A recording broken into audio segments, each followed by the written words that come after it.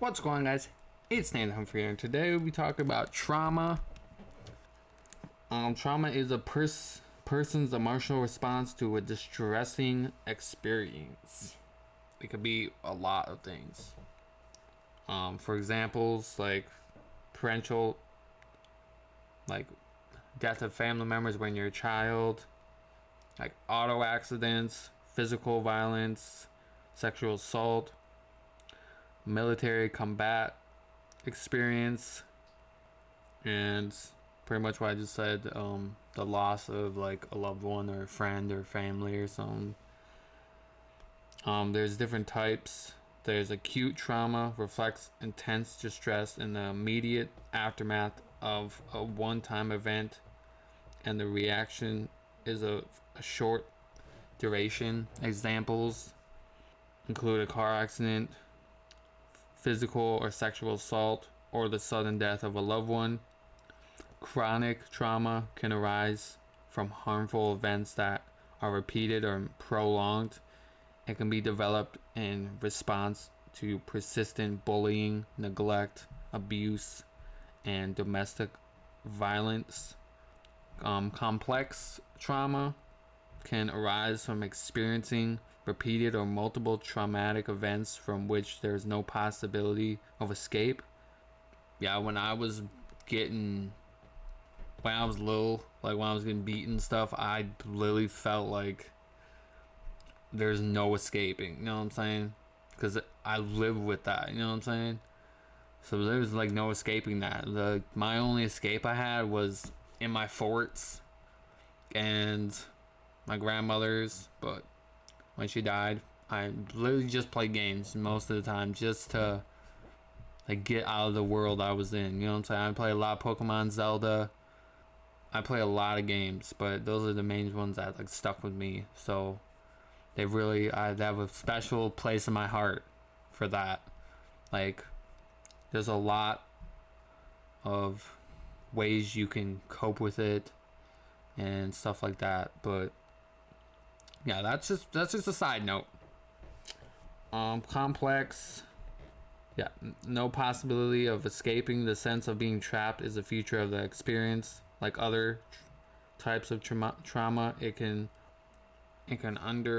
undermine a sense of safety in the world and beg it. Hypervigilance, constant and exhausting monitoring of the environment for the possibility of threat. Another one is secondary or vicarious trauma, arise from exposure to other people's suffering and strike that in professions that are called on the response to injury and mayhem. Notability, physicians, first responders, and law enforcement. Over time, such individuals are at risk for compensation fatigue, whereabouts they avoid investing emotional in other people and attempt to protect themselves from experiences stress. I do this. I'm not in the law enforcement or anything, but like from what I've had to deal with, like I just try to. I love most people, like I do, but I just have a sense that like I'm gonna get hurt in some way, so I try to back off. In every relationship I've had, like with like my girlfriends and all that, literally they're I'm not sure exactly when, but usually there's a time in that where I like back off, and that's when most of my relationships like went bye because they didn't know what happened. So the girl I'm with now, Sam, is, I love her. She's the greatest dog. So all right, the next one, absurd childhood experience, ACE, covers a wide range of difficulty situations that children either directly face or witness while growing up. Before they have developed effective coping skills, ACEs can disrupt the normal course of development and the emotional injuries can last long into adulthood. The loss of a parent, neglect, emotion, and physical of or sexual abuse and divorce are among the most common types of adverse childhood experience. Yeah, I guess that's what I have. Awesome.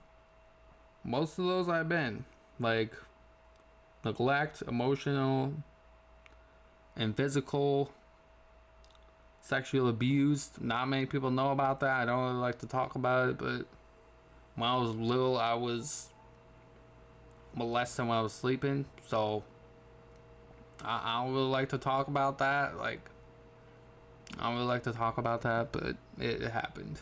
So, effects of trauma. Disturbing events activate the AMYGDALA, a structure in the brain response for detecting threats.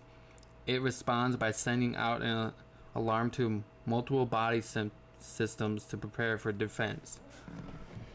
The sympathetic nervous system jumps into action, stimulating the release of adrenaline and noradrenaline and stress hormones that prepare the body for fight or flight or freeze response. Short-term fear, anxiety, shock, and angry/aggression are all normal response to trauma. Such negative feelings dissipate as the crisis abates, and the experience fades from memory. But for some people, the distressing feeling can linger, interfering with day-to-day life.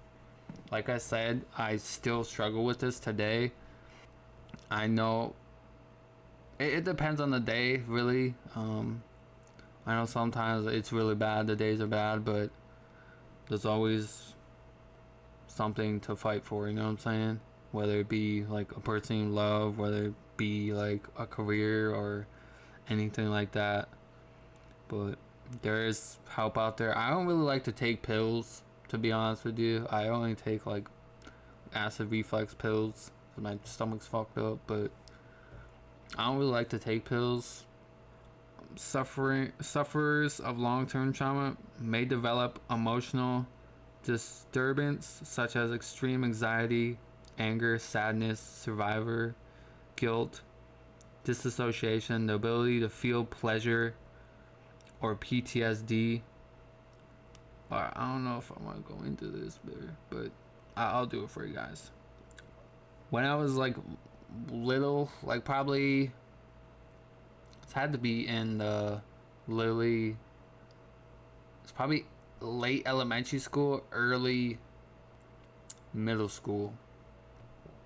But I had a few outbreaks. Like, I was really mean to people that I loved, and they said it was because my dad wasn't around, so he like would come sometimes. He wasn't really in my life a lot, but you always feel sad, like you're not good enough, or like you're just a burden to everyone.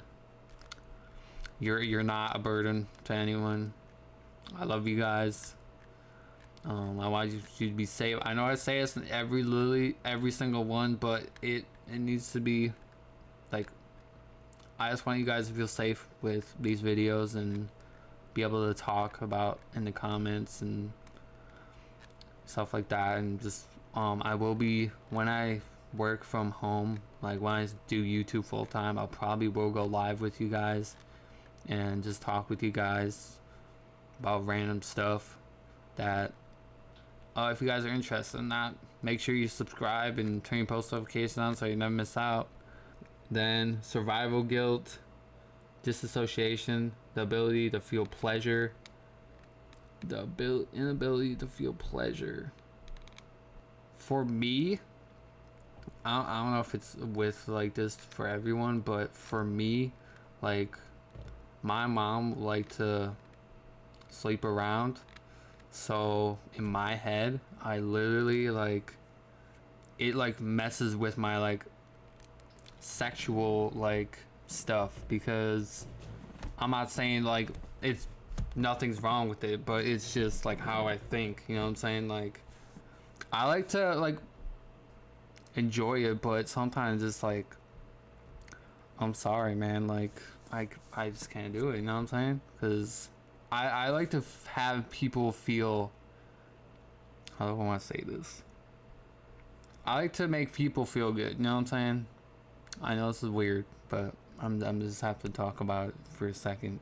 But yeah, I just like to.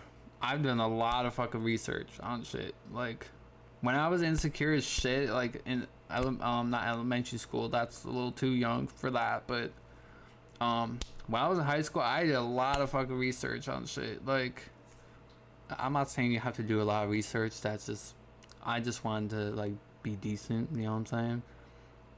I'm not saying I'm really bad. I'm not saying that. I just like to know what I'm doing. You know what I'm saying? Kind of know what I'm doing. But that's besides the point. Yeah. Sometimes I feel like my mom, the way she was, sometimes still is, really mess with that for me. Like, I like to. I don't really like sleeping around. I have one girl and that's it for me. Like, I don't need any other one. So we are a lot of different.